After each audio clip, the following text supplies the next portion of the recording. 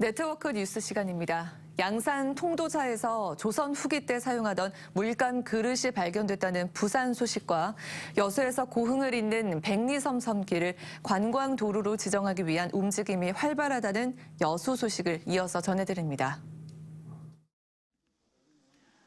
최근 통도사에서 발견된 단청채기, 절에서 색칠을 할 때 쓰는 물감 그릇입니다. 문화재청이 통도사 중심 전각이자 보물로 지정된 대광명전의 단청에 대한 조사 작업을 하던 도중 기둥 꼭대기에서 발견됐습니다. 높이가 좋기 5m는 넘어 보이는 기둥, 그것도 구석의 각이 진 부분에 놓여 있다 보니 오랜 세월 그 누구도 알아차리지 못했습니다. 위치가 처음에는 이제 쓰기 좋은 곳에 얹어 놓은 거죠. 그래서 이렇게 물감으로 채색을 쓰다가 깜빡하고 내려온 겁니다. 한층을 내려왔을 때는 보이지 않는 곳이기 때문에 아마 발견을 못하셨을지. 발견 당시 그릇 안쪽에 쌓인 먼지와 남아있던 안료, 물감의 상태 등을 분석해 볼 때 1759년 단청 공사 당시에 색칠을 하던 스님, 화승 스님이 현장에 두고 잊은 것으로 추정됩니다. 분석기를 통해서 확인을 했습니다. 그래서 거기 채색 그릇에 남아있는 잔존 물감이 지금 벽체에 이렇게 나와 있는 거랑 똑같고 또 원소 기호도 동일했습니다. 그릇이 발견된 통도사 대광명전은 지난 1756년 화재로 전소돼 2년간의 공사 끝에 1758년 중건됐고 이듬해인 1759년 4월에서 6월 사이 단청 작업이 이루어졌습니다. 이 모든 것이 대광명전의 현판에 기록으로 남았습니다. 조선 후기의 백자분청사기, 흔히 볼 수 있는 하나의 막사발이지만 오늘날 후손들에게는 많은 것을 짐작해야 합니다. 지금까지 그러한 채색 안료들이 어디에 어떻게 담겨서 어떻게 쓰이는지를 확인할 수가 없었습니다.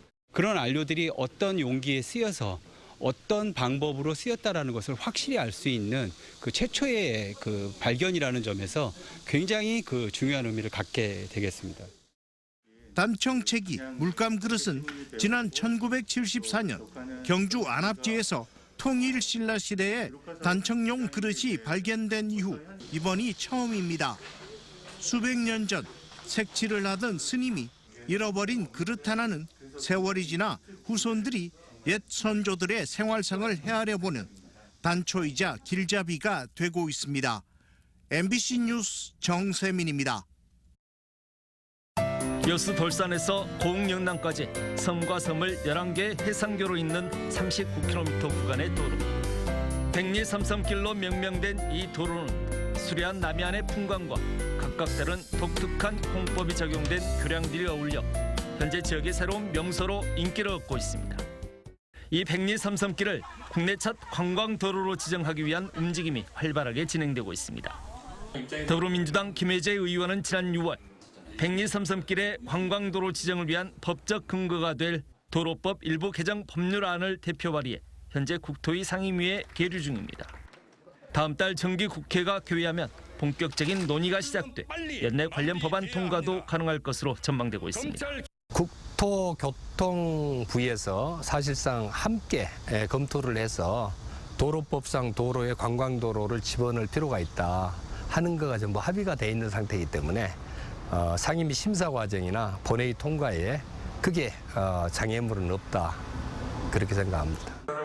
여수시 의회도 동서화합과 국토균형 발전, 지역경제 활성화를 위해 조속한 도로법의 일부 개정을 통한 백리삼섬길의 제1호 관광도로 지정을 국회에 촉구하는 결의문을 채택하며 힘을 보태고 있습니다.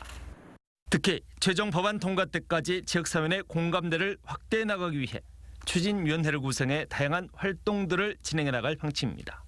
추진위원단들은 지금 좀 꾸려지고 있는 상태입니다. 그래서 이게 플랜카드나 이게 거리 홍보나 그리고 우리 백리섬섬길의 아름다움을 알리는 데 홍보를 할 계획이고요.